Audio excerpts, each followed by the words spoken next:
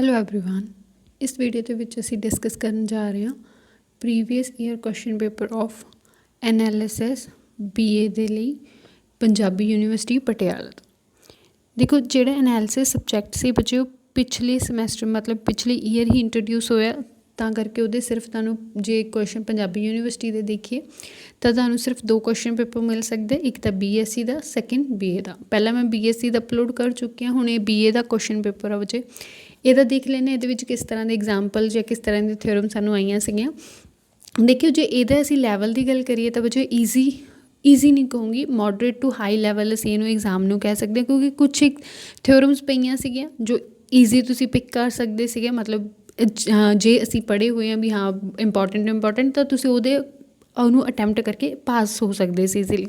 ਜਿਵੇਂ ਹੁਣ ਜੇ ਤੁਹਾਡਾ ਦੇਖੀਏ ਧਿਆਨ 'ਚ ਆਏਗਾ ਪਹਿਲਾਂ ਜਾਰਡਨ ਥਿਓਰਮ ਆ ਗਈ, ਜਾਰਡਨ ਡੀਕੰਪੋਜੀਸ਼ਨ ਥਿਓਰਮ, ਤਾਂ ਪਹਿਲਾਂ ਹੀ ਅਟਰੈਕਟ ਕਰੇਗਾ ਬੱਚੇ ਜਾਰਡਨ ਡੀਕੰਪੋਜੀਸ਼ਨ। ਜਿਹਨੂੰ ਹੁਣ ਪਤਾ ਕਿ ਇੰਪੋਰਟੈਂਟ ਹੈ ਤੈਨੂੰ ਪੂਰੀ ਤਿਆਰੀ ਕਰਕੇ ਗਿਆ ਹੋਏਗਾ ਤਾਂ ਉਹਦੇ 6 ਦੇ ਵਿੱਚੋਂ 5.5 ਤਾਂ ਮੰਨ ਲਓ ਪੱਕੇ ਨੇ ਕਿ ਕੁਛ ਇੱਧਰ ਉੱਧਰ ਵੀ ਹੋ ਗਿਆ। ਅਤੇ ਫੋਰਥ ਦੇਖੋਗੇ, ਫੋਰਥ ਸਾਡੇ ਕੋਲ ਕੀ ਹੈ, ਇਹ ਉੱਧਰ BSc 'ਚ ਵੀ ਆਈ ਸੀ ਅਤੇ ਬੱਚੇ ਉਰੇ ਵੀ ਆਈ ਹੋਈ ਆ ਆਰਕ ਲੈਂਥ ਦੀ ਐਡੀਟਿਵ ਪ੍ਰੋਪਰਟੀ ਆਫ ਦਾ ਆਰਕ ਲੈਂਥ। ਇਹ ਇੰਪੋਰਟੈਂਟ ਬਣਦੀ ਆ ਦੋਨੋਂ ਐਗਜ਼ਾਮ ਦੇ ਵਿੱਚ ਦੇਖੋ ਰਿਪੀਟ ਹੋਈ ਹੈ ਐਡੀਟਿਵ ਪ੍ਰੋਪਰਟੀ ਆਫ ਦਾ ਆਰਕ ਲੈਂਥ। ਇਸ ਤੋਂ ਬਿਨਾਂ ਜਿਹੜਾ ਫਸਟ ਪਾਰਟ ਆ ਬੱਚੇ, ਫਸਟ ਪਾਰਟ ਦੇ ਵਿੱਚ ਕੀ ਹੈ, ਦੇਖੋ ਫਸਟ ਪਾਰਟ ਦੇ ਵਿੱਚ ਉਹਨੇ ਕਿਹਾ ਕਹਿੰਦਾ A to B ਤੱਕ ਆ ਕੋਈ ਫੰਕਸ਼ਨ ਬਾਊਂਡਡ ਵੇਰੀਏਸ਼ਨ, ਜੇਕਰ ਉਹਦੇ ਵਿੱਚ ਕੋਈ ਸੀ, ਇੱਥੇ C ਵਿੱਚ ਸੈਂਟਰ 'ਚ ਆਉਣਾ ਸੀ, C ਉਹਦੇ ਵਿੱਚ ਆ ਕੋਈ ਇੰਟਰ ਵੈਲਿਊ ਆ, ਤਾਂ ਪ੍ਰੂਫ ਕਰੋ ਕਿ A ਤੋਂ C ਅਤੇ C ਤੋਂ B ਦੇ ਵਿੱਚ ਵੀ ਫੰਕਸ਼ਨ ਕੀ ਹੋਵੇ ਬਾਊਂਡਡ ਵੇਰੀਏਸ਼ਨ ਦਾ ਹੋਵੇ। ਹੁਣ ਜਦੋਂ ਤੁਸੀਂ ਇਹ ਥਿਓਰਮ ਨੂੰ ਦੇਖੋਗੇ ਬੱਚੇ ਇਹ ਸਿੱਧੀ ਥਿਓਰਮ ਨਹੀਂ ਹੈਗੀ, ਇਹ ਸਾਡੇ ਕੋਲ ਜਿਹੜੀ ਐਡੀਟਿਵ ਪ੍ਰੋਪਰਟੀ ਆਫ ਟੋਟਲ ਵੇਰੀਏਸ਼ਨ ਦਾ ਇੱਕ ਆਰਟੀਕਲ ਆ, ਆਰਟੀਕਲ ਨੰਬਰ 10, ਉਹਦੇ ਵਿਚਲਾ ਪਹਿਲਾ ਪਾਰਟ ਆ।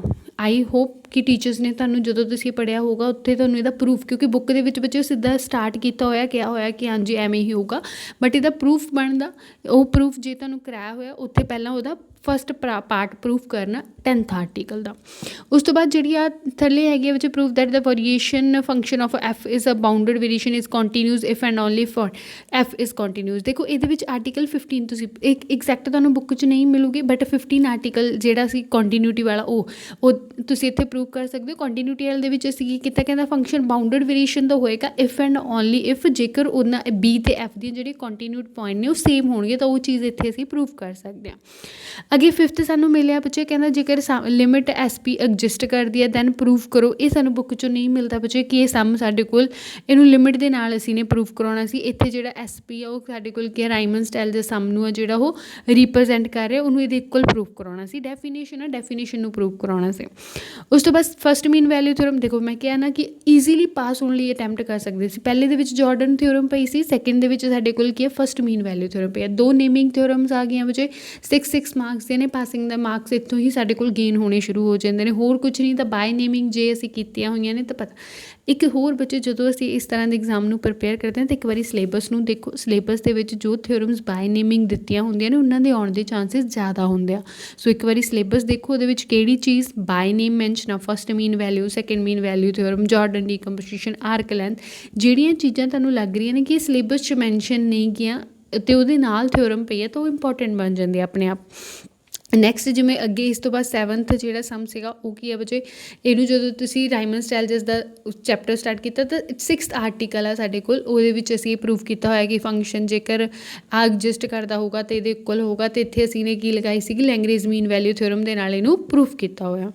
ਉਸ ਤੋਂ ਬਾਅਦ ਸਾਡੇ ਕੋਲ ਕੀ ਹੈ ਬੱਚੇ, ਕਹਿੰਦਾ ਇਫ F ਇਜ਼ ਬਾਊਂਡਡ। ਅਗੇਨ ਦੇਖੋ ਜਿਹੜੀ ਆ ਸਾਡੇ ਕੋਲ ਡਿਸਕੰਟੀਨਿਊਟ, ਮੈਂ ਪਹਿਲਾਂ ਜਿਹੜਾ ਪੇਪਰ ਡਿਸਕਸ ਕੀਤਾ ਉਹਦੇ ਵਿੱਚ ਕੀ ਆਇਆ ਸੀਗਾ, ਕਹਿੰਦਾ ਜੇ F ਮੋਨੋਟੋਨ ਹੈ, ਐਲਫਾ ਕੰਟੀਨਿਊਸ ਆ, ਦੈਨ ਉਹ ਸਾਡੇ ਕੋਲ ਕੀ ਹੋਏਗਾ ਰਾਈਮਨ ਸਟਾਈਲਸ ਹੋਏਗਾ। ਅਤੇ ਇਹਦੇ ਵਿੱਚ ਕੀ ਹੈ ਬੱਚੇ ਕਿ ਜੇਕਰ ਉਹਦੇ ਕੋਲ ਫਾਈਨਾਈਟ ਨੰਬਰ ਆਫ ਡਿਸਕੰਟੀਨਿਊਟੀਜ਼ ਨੇ ਤਾਂ ਵੀ ਉਹ ਸਾਡੇ ਕੋਲ ਕੀ ਹੋਏਗਾ ਬਾਊਂਡਡ ਵੇਰੀਏਸ਼ਨ। ਦੇਖੋ ਉਸ ਲਾਈਨ ਦੇ ਵਿੱਚ ਹੀ ਥਿਓਰਮਸ ਨੇ ਨੀਅਰ ਪਈਆਂ ਨੇ ਬੱਚੇ 7th ਆਈ ਥਿੰਕ 8th, ਇੱਥੇ ਆਰਟੀਕਲਸ ਨੇ ਸਾਡੇ ਕੋਲ ਜਿੱਥੇ ਜਦੋਂ ਅਸੀਂ ਪ੍ਰੂਵ ਕਰਨ ਲੱਗਦੇ ਹਾਂ ਉਹਨਾਂ ਨੂੰ ਕਿ ਫੰਕਸ਼ਨ ਮੋਨੋਟੋਨ ਆ, ਐਲਫਾ ਕੰਟੀਨਿਊਸ ਆ ਜਾਂ F ਕੰਟੀਨਿਊਸ ਆ, ਐਲਫਾ ਮੋਨੋਟੋਨ ਆ, ਤਾਂ ਉਹਨਾਂ ਦੋਹਾਂ ਦੀ ਪ੍ਰੋਡਕਟ ਕਰੋਗੇ ਰਾਈਮਨ ਸਟਾਈਲਸ ਇੰਟੈਗਰਲ ਹੋਊਗੀ, ਤਾਂ ਉੱਥੇ ਕੁਛ ਇੱਕ ਥਿਓਰਮਸ ਨੇਗੀਆਂ 5-6 ਥਿਓਰਮਸ ਨੇ ਜੋ ਬਹੁਤ ਹੀ ਇੰਪੋਰਟੈਂਟ ਬਣਦੇ ਆਉਂਦੀਆਂ ਨੇਗੀਆਂ ਉਹ ਵਾਲੀ ਇਹ।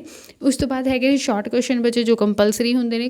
ਕੰਪਲਸਰੀ ਦੇ ਵਿੱਚ ਫਸਟ ਹੀ ਕੀ ਸੀਗਾ, ਕਹਿੰਦੇ function of bounded variation bounded. Prove that ਕਿ ਜੇਕਰ ਸਾਡੇ ਕੋਲ ਫੰਕਸ਼ਨ ਬਾਊਂਡਡ ਵੇਰੀਏਸ਼ਨ ਆ ਤਾਂ ਉਹ ਪੱਕਾ ਬਾਊਂਡਡ ਵੀ ਹੋਏਗਾ। ਇਹ ਸਾਡੇ ਕੋਲ ਸਟਾਰਟਿੰਗ ਦੇ ਜਿਹੜੀਆਂ ਪ੍ਰੋਪਰਟੀਜ਼ ਨੇ ਜਿੱਥੇ ਬਾਊਂਡਡ ਵੇਰੀਏਸ਼ਨ ਦੀ ਡੈਫੀਨੇਸ਼ਨ ਆ ਉਹ ਤੋਂ ਨੀਚੇ ਪਹਿਲੀ ਪ੍ਰੋਪਰਟੀ ਹੈ ਕਿ ਮੋਨੋਟੋਨ ਫੰਕਸ਼ਨ ਬਾਊਂਡਡ ਵੇਰੀਏਸ਼ਨ ਦਾ ਹੁੰਦਾ।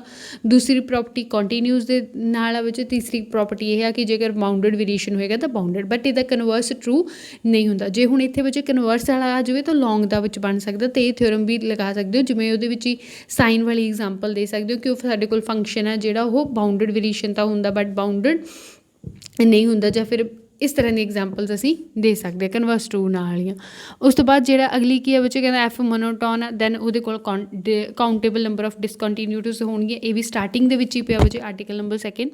ਫਿਰ ਉਸ ਤੋਂ ਬਾਅਦ ਵੇਰੀਏਸ਼ਨ ਫੰਕਸ਼ਨ ਆ, ਵੇਰੀਏਸ਼ਨ ਫੰਕਸ਼ਨ ਦੀ ਡੈਫੀਨੇਸ਼ਨ ਦੇਣੀ ਸੀ। ਅੱਗੇ ਹੈਗਾ ਸਾਡੇ ਕੋਲ ਕਿ ਜਿਹੜੀ ਫੰਕਸ਼ਨ ਹੈ ਐਫ ਐਕਸ ਉਹ ਸਾਨੂੰ ਦਿੱਤਾ ਹੋਇਆ, ਪ੍ਰੂਫ ਕਰਾਉਣਾ ਸੀ ਇਹ ਬਾਊਂਡਡ ਵੇਰੀਏਸ਼ਨ ਨਹੀਂ ਹੈਗਾ। ਬਾਊਂਡਡ ਵੇਰੀਏਸ਼ਨ ਕਦੋਂ ਨਹੀਂ ਹੁੰਦਾ, ਜਦੋਂ ਉਹਦੀ ਕੋਈ ਲਿਮਿਟ ਨਾ ਹੋਵੇ ਬੱਚੇ। ਜਿਵੇਂ ਹੁਣ ਇੱਥੇ ਸਾਡੇ ਕੋਲ ਐਕਸ ਰੈਸ਼ਨ 0 ਆ, ਇਸ ਜਦੋਂ ਇਰੈਸ਼ਨਲ ਆ ਉਦੋਂ 1 ਆ, ਤਾਂ ਤੁਸੀਂ ਇਹਨੂੰ ਈਜ਼ੀਲੀ ਪ੍ਰੂਵ ਕਰ ਸਕਦੇ ਹੋ ਕਿ ਕੰਟੀਨਿਊਸ ਨਹੀਂ ਹੈਗਾ ਤਾਂ ਸਾਡੇ ਕੋਲ ਇਹ ਕੀ ਆ ਬਾਊਂਡਡ ਵੇਰੀਏਸ਼ਨ ਦਾ ਵੀ ਨਹੀਂ ਹੈਗਾ। ਨੈਕਸਟ ਅੱਗੇ ਰਾਈਮਨ ਸਟਾਈਲਜਸ ਜੋ ਐਗਜ਼ਾਮਪਲਸ ਨੇ ਬੱਚੇ, ਲੋਅਰ ਰਾਈਮਨ ਸਟਾਈਲਜਸ ਨੂੰ ਤੁਸੀਂ ਡਿਫਾਈਨ ਕਰਨਾ, ਇਹ ਇੰਟੈਗਰਲ ਦਿੱਤਾ ਹੋਇਆ ਇਹਨੂੰ ਵੈਲਿਊਏਟ ਕਰਨਾ, ਇਹ ਲਾਸਟ ਐਕਸਰਸਾਈਜ਼ ਦੇ ਵਿੱਚੋਂ ਚਲਿਆ ਗਿਆ। ਅਤੇ ਇੱਥੇ ਸਾਡੇ ਕੋਲ ਇਹ ਈਜ਼ੀ ਸੀਗਾ ਬੱਚੇ, ਬਾਏ ਅੰਡਰਸਟੈਂਡਿੰਗ ਦੇ ਥਰੂ ਸੀਗਾ। ਕਹਿੰਦਾ ਐਫ ਜੇਕਰ ਬਾਊਂਡਡ ਵੇਰੀਏਸ਼ਨ ਆ, ਸੀ ਕੋਈ ਕੌਂਸਟੈਂਟ ਫੰਕਸ਼ਨ ਆ, ਦੈਨ ਇਹ ਪ੍ਰੂਵ ਕਰਨਾ। ਦੇਖੋ ਜੇ ਸੀ ਕੌਂਸਟੈਂਟ ਫੰਕਸ਼ਨ ਆ ਤਾਂ ਉਹਦਾ ਡੈਰੀਵੇਟਿਵ ਕੀ ਹੋ ਜਾਣਾ ਸੀ, 0।